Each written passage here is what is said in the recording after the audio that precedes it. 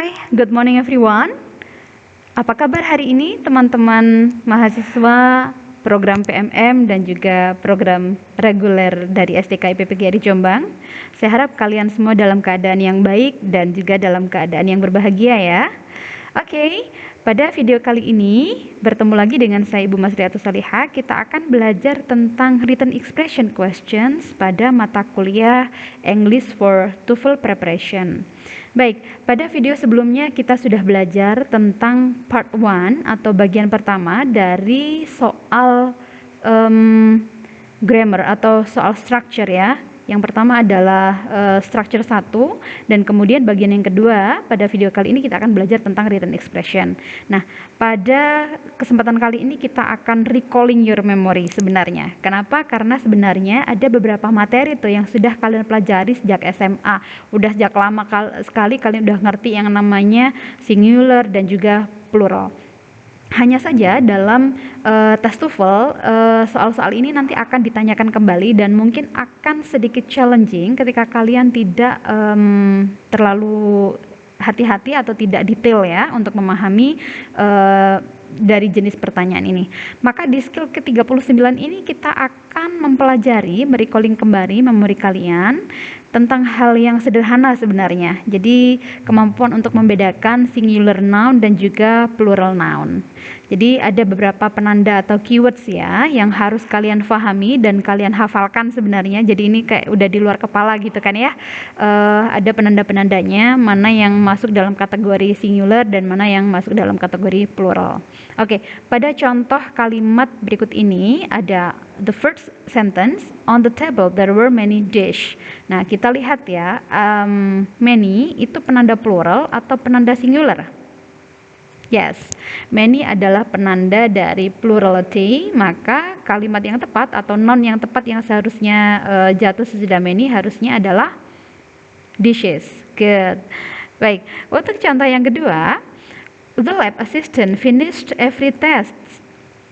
Ingat, untuk every atau penanda singularity, maka noun yang jatuh sesudah penanda ini harus menggunakan singular form. Maka bentuk yang tepat adalah yes, exactly. So teman-teman, cara belajar yang paling baik adalah dengan practice. Maka kita akan langsung masuk kepada exercise yang ke-39. Di contoh soal kali ini berbeda dengan bentuk yang sebelumnya ya teman-teman. Kita tidak lagi mengerjakan soal dengan pilihan jawaban multiple choice, tetapi di sini kita akan mencoba mencari atau menganalisis kalimat itu apakah termasuk kalimat yang correct atau grammatically incorrect ya. Ada 3 contoh kalimat di sini. Yang pertama, the automotive shop shocked many parts for the various types of Hondas. Yuk kita lihat di sini. Ada penanda plurality dan singularity ya. Coba kita perhatikan baik-baik di sini. Kalimatnya yang perlu kita kasih jawaban hanya memberikan tanda C atau I gitu aja. Yes, untuk kalimat pertama ini termasuk dalam kategori kalimat yang incorrect. Kenapa? Karena many, kalau kalian ingat kembali, many itu adalah penanda plurality ya. Nah, seharusnya dia menggunakan S. Ya, baik. Pada kalimat kedua, every receipt must be removed from the cashier drawer until light. Nah, kita cari mana nih penanda jamak atau penanda singularnya. Oke, ketemu ya? Well, every. Seharusnya kalimat ini benar atau salah ya teman-teman? Ya, kalimat ini tepat karena bentuk every maka noun-nya tidak menggunakan S atau noun-nya adalah singular. Baik, kita ke contoh yang ketiga. The sales clerk demonstrated various additional way that the machine could be used. Yang mana ya bentuk penanda jamaknya? Kita cari keywordnya dulu teman-teman. Baik, udah ketemu ya? Ya, kita lihat jawabannya betul atau salah. Ternyata kalimat ini Salah. Kenapa? Karena sesudah various seharusnya dalam bentuk plural, seharusnya various ways, semacam itu. Cukup sederhana bukan teman-teman? Sebenarnya ini materi sudah jamak ya, jadi saya meyakini kalian akan mendapatkan pemahaman yang lebih lagi dengan lebih banyak exercise yang kalian kerjakan. Oke, kita ke skill berikutnya. Skill 40, di sini kalian akan belajar tentang bagaimana cara membedakan countable dan uncountable nouns. Nah, udah pernah belajar ini kan sebelumnya, baik di bangku kuliah maupun di bangku SMA sebenarnya. Jadi teman-teman pasti sudah paham ya, dalam kata benda itu sebenarnya ada beberapa benda yang bisa dihitung dan tidak bisa dihitung. Nah, ada tandanya juga tuh, ada keywordnya juga tuh sebagai penanda apakah kalimat ini atau kata-kata ini termasuk kata benda yang bisa dihitung atau kata benda yang tidak bisa dihitung. Oke. Nah, secara umum dari beberapa kata kunci ini yang paling sering kita jumpai adalah much and many. Jadi ini yang paling sering muncul dalam kalimat atau bahkan mungkin yang paling jamak kita pakai dalam perbincangan sehari-hari. Baik, dari contoh berikut ini, he has seen much foreign films. Ini kira-kira benar atau salah ya? Coba kita lihat, much itu countable atau uncountable. Untuk uncountable ya. Nah, masalahnya films ini sudah bentuk jamak atau bentuk tunggal? Nah, kita lihat jawabannya.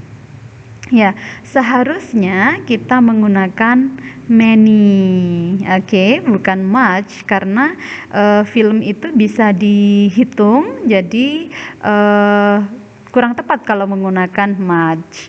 Kemudian contoh yang kedua, he didn't have many fun at the movies. Dia nggak bahagia tuh, dia tuh nggak bersenang-senang di bioskop. Nah, menggunakan kata-kata yang tepat, kira-kira many itu termasuk kata-kata yang tepat atau enggak ya? Kita lihat jawabannya. Yes, kebalik ya teman-teman. Seharusnya menggunakan much, karena much itu untuk hal-hal yang tidak bisa dihitung, seperti kebahagiaan, kesedihan. Maka bersenang-senang pun juga termasuk uncountable noun, tidak bisa dihitung. Maka dia menggunakan much, bukan menggunakan many. Oke. Kita langsung praktek ya teman-teman, biar kalian lebih paham. Jadi seperti contoh di skill ke-39, di skill ke-40 ini kita juga memiliki 3 contoh kalimat. Yuk, saya kasih waktu berapa ya? Oke, 2 menit untuk masing-masing soal ya. Baik, kita ke contoh yang pertama. Jadi tugas kalian masih tetap sama, yakni mencari apakah kalimat itu benar atau salah. Kita coba periksa ya.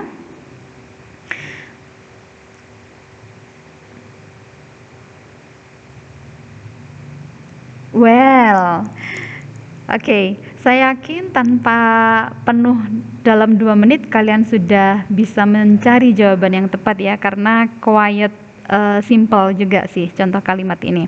Jadi he received little notice that the bill would have to be paid in full. Jadi dia tuh kayak nggak begitu ngeh gitu ya, bahwasanya tagihan itu harus dibayar secara penuh. Oke, jadi kita cari penanda countable dan uncountable di sini ya. Oke, kira-kira kalimat ini udah betul atau belum? Yes, kalimat ini sudah betul. Kenapa demikian ke teman-teman? Kalian harus paham betul ya, noun itu ada yang countable dan ada yang uncountable. Notice ini kebetulan dia itu bisa masuk dalam kategori countable ataupun juga uncountable. Maka baik menggunakan fewer ataupun little itu sama-sama make sense atau sama-sama benar. Jadi mau pakai penanda yang keyword yang untuk plural maupun singular, untuk yang countable maupun uncountable itu tetap benar jawabannya kalau pakai notice. Oke, untuk kalimat selanjutnya, The police had few opportunities to catch the thief who had committed a large amount of crimes. Remember, harus sangat teliti mencari keyword dari countable dan uncountable noun, kemudian juga memperhatikan nounnya itu apakah ada tambahan ses-nya atau tidak, dan kemudian apakah kalimat atau noun tersebut termasuk dalam kategori yang bisa dihitung atau tidak bisa dihitung. Nah, ini nih agak-agak harus banyak-banyak latihan dan harus banyak-banyak menggunakan bahasa Inggris ya, biar hafal gitu. Oke, 2 menit mulai dari sekarang.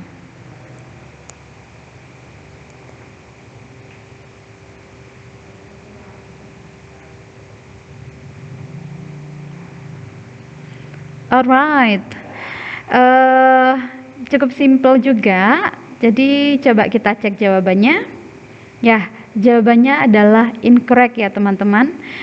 Kira-kira mana nih yang ngebuat kalimat ini jadi salah? Iya, betul sekali. Bukan few opportunities-nya ya teman-teman, tetapi a large amount of crimes-nya yang membuat kalimat ini menjadi incorrect. Kenapa demikian? Karena opportunity itu juga bisa masuk dalam kategori countable dan uncountable, sedangkan di sini few itu artinya adalah kalimat ini penanda dari countable. Jadi tidak ada masalah dengan penggunaan few opportunities ya. Karena memang dia bisa masuk dalam countable dan uncountable. Sedangkan untuk crimes. Nah, apa masalahnya dengan crimes? A large amount-nya atau a large-nya atau crimes-nya?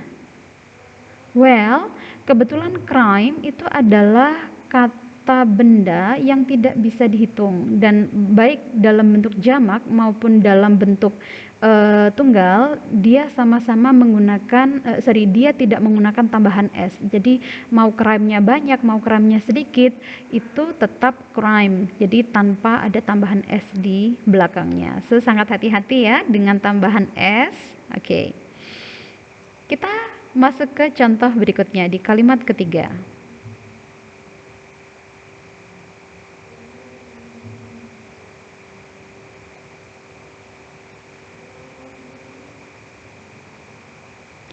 Well, kalimat ini sebenarnya sangat sederhana sekali, jadi sudah sangat kentara ya. Keywordnya ada fewer dan juga ada problems.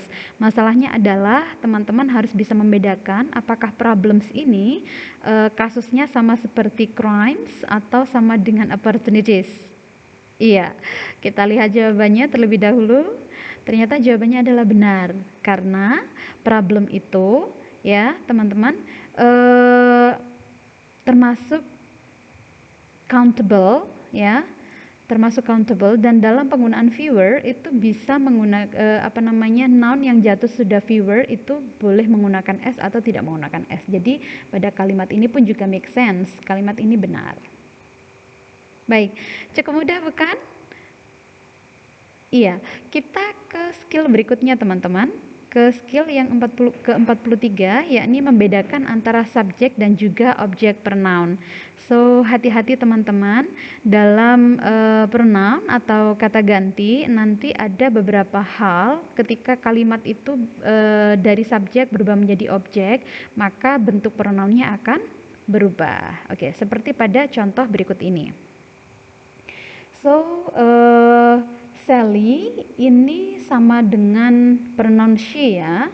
Sedangkan the book itu has the equal meaning with it, sedangkan John itu kata gantinya adalah him ya. Nah, ini adalah bentuk sederhana sebenarnya. Jadi saya kira teman-teman tidak terlalu memiliki banyak masalah di sini. Hanya saja dalam penggunaannya ada beberapa orang yang bingung antara menggunakan him atau he, kemudian I atau me, begitu ya. Kenapa? Karena ketika posisinya menjadi subjek atau objek, maka pronounnya pun juga akan berubah. Oke, kita lihat pada contoh kalimat ini. Him and the girl are going shopping. Oke, udah jelas sekali ya. Kalau him itu tidak pernah ada pada posisi subjek, maka seharusnya dia itu berubah salah ya, seharusnya dia berubah menjadi he ya, atau bukan berubah, seharusnya memang bentuknya adalah he bukan him gitu. He and the girl are going shopping, semacam itu. Dan pada contoh kalimat berikutnya, the gift was intended for you and I. Dari kalimat ini yang berperan menjadi subjek di sini adalah the gift, sedangkan was dia adalah to be atau helping verb di sini, atau berperan sebagai verb. Kemudian was intended maksud saya adalah sebagai verb. Kemudian for you and I ini posisinya dia adalah sebagai objek. Nah, ketika menjadi objek, maka pronoun untuk I itu seharusnya berubah menjadi me. Seperti itu teman-teman. Jadi sedikit hati-hati ya, tetapi ini simple kok. Nah, kalau nggak percaya kita lihat contoh soal berikut ini ya. Alright, ada 3 contoh lagi di exercise ke-43. Sama, kalian juga harus mencari kalimat, apakah kalimat ini correct or incorrect. Ya. Oke, kalimat pertama, the worst problem with it is that he cannot afford it. Oke. Kita cari dulu mana subjeknya, mana objeknya, kemudian kita akan coba analisis apakah pronoun yang digunakan sudah tepat.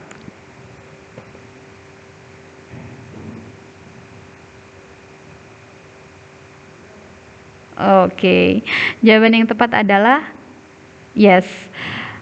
Kalimat pertama adalah kalimat yang tepat karena sudah tepat ya di sini untuk subjeknya, kemudian verbnya, dan tentu saja it ini refers to the worst problem ya. The worst problem itu has the equal meaning with it. It refers to the worst problem. Jadi karena problemnya tidak banyak atau tunggal, maka dia menggunakan it ya. Kemudian pada kalimat kedua di sini, they saw Steve and I at movies last night after class. Yuk, kita harus hati-hati ya. Kita cari dulu subjek, kemudian verb, dan juga objek pada kalimat ini. Yes, kalimat ini salah ya teman-teman. Kenapa? Karena they ini adalah subjek, kemudian so adalah yes, verb, dan Steve and, it should be Steve and me, bukan Steve and I. Kenapa? Karena posisinya dia menjadi objek, semacam itu. Oke, kita move to the next question or the next pertanyaan yang ketiga.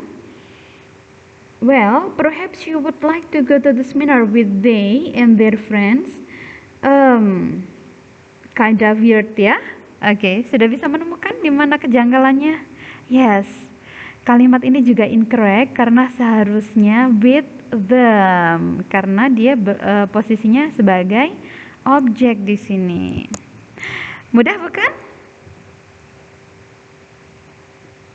Oke, berikutnya kita membedakan antara possessive adjective dan juga possessive pronoun. Ini bagi beberapa orang mungkin agak troublesome, tetapi saya kira kalau kalian teliti lagi, maka antara possessive adjective dan possessive pronoun sangat berbeda. Yuk, recalling memory lagi ya teman-teman.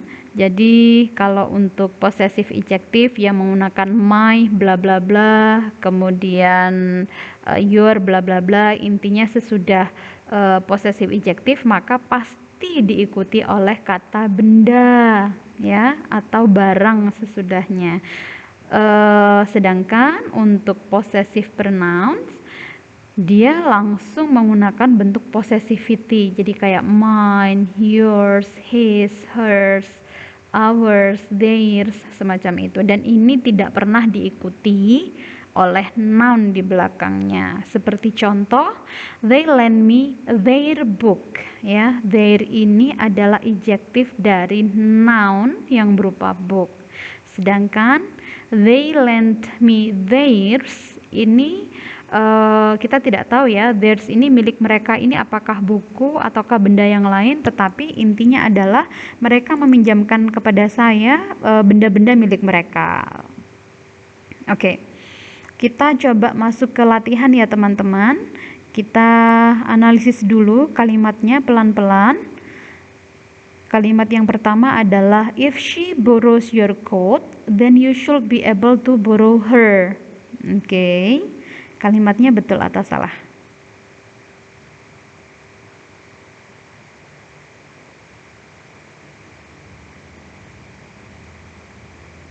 Yes, kalimat ini adalah incorrect. Kenapa? Karena seharusnya bukan borrow her, tetapi borrow hers, ya. Kalau di kalimat ini saya kira sudah sangat jelas sekali. Jadi kita move to the next question, to the next sentence ya. Each pot and pan in her kitchen has its own place on the shelf. Oke. Jadi ada penanda each pot and also each pan. Ya, has its own place, itu benar apa salah teman-teman? Yes, kalimat ini benar ya, karena pot and pan di sini terhitung singular karena sudah ada penandanya each ya, maka di sini menggunakan its. Yes. Kita ke kalimat ketiga, Mary and Mark invited their parents to see their new apartment. Betul atau salah? Ya, kalimat ini incorrect. Oke. Dari sini kita belajar ya teman-teman, bahwasannya ketelitian itu adalah hal yang mutlak meskipun hanya untuk mengindikasikan perbedaan antara possessive ejective dan juga possessive pronoun. Ini kan hal yang simpel sebenarnya, tetapi tetap butuh ketelitian. Baik. Itu saja untuk pertemuan kita hari ini. Berjumpa lagi minggu depan. Terima kasih. Dadah, bye-bye.